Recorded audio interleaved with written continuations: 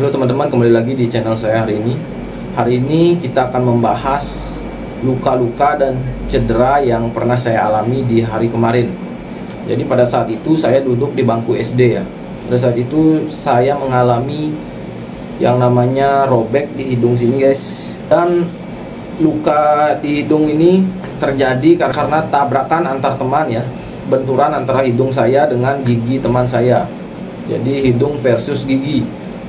Dan di sini rasanya benar-benar sakit sekali. Saya seperti mengalami pusing pada saat itu ketika terbentur keras ya. Pada saat itu kita saling berlarian, tetapi kita tidak fokus satu sama lain sehingga pada saat itu terjadilah tabrakan yang mengakibatkan hidung saya bertabrakan dengan gigi teman saya. Gigi dia sampai goyang gitu, sampai goyang. Dan hidung saya pada saat itu benar-benar robek sampai tulangnya kelihatan dikit, dan disitu benar-benar darah mengalir ya, darah mengalir, dan saya mengalami pusing pada saat itu sampai ke otak lah rasa sakitnya gitu.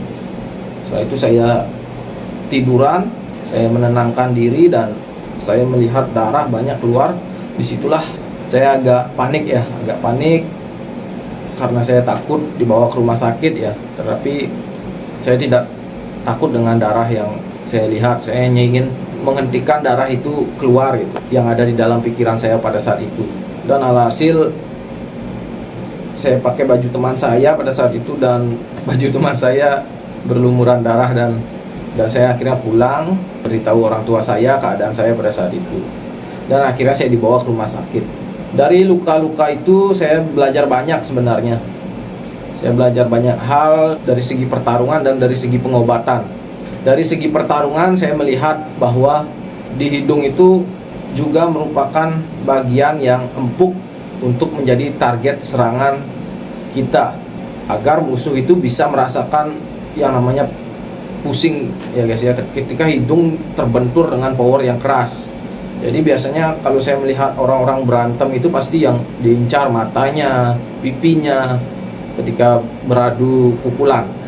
Nah dari sini, dari pengalaman ini yang saya malah belajar bahwa ternyata kalau kita mukul pipi atau mata itu kan sakitnya biasa aja ya. Tapi kalau kita mungkin incar hidung, itu sakitnya mungkin bisa sampai ke pusing gitu. Dan di sini saya jadi belajar sesuatu. Lalu dari segi pengobatan saya juga belajar. Pada saat itu saya ke rumah sakit dan saya sangat takut sekali ketika luka saya itu dijarit ya.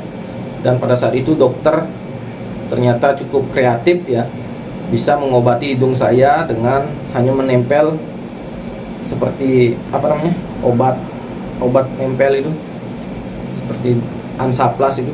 Pada saat itu dokter hanya menggunakan itu ya, hanya menggunakan sebuah tempelan yang ada obatnya itu, agar menutup darah keluar dari celah-celah luka. Jadi ketika aliran darah sudah berhasil ditutup, maka disitulah penyembuhan terjadi guys. Disitulah regenerasi sel akan terjadi, sehingga tidak perlu yang namanya dijarit ketika kita mengalami luka robek sedikit, itu tidak perlu ya.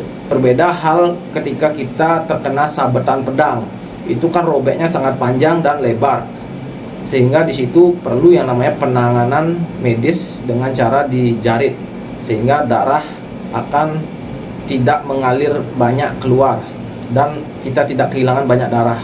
Jadi ketika kita terkena sabetan pedang, baru penanganannya adalah dengan cara dijarit jika lukanya tidak bisa ditutup dengan ditempel. Jadi itu saja pembelajarannya dari luka-luka kemarin. Jadi jika kita bersyukur, kita bisa melihat sisi baiknya dari musibah yang terjadi di masa lalu. Oke, sampai di sini saja cerita kita kali ini. Thank you udah mampir guys.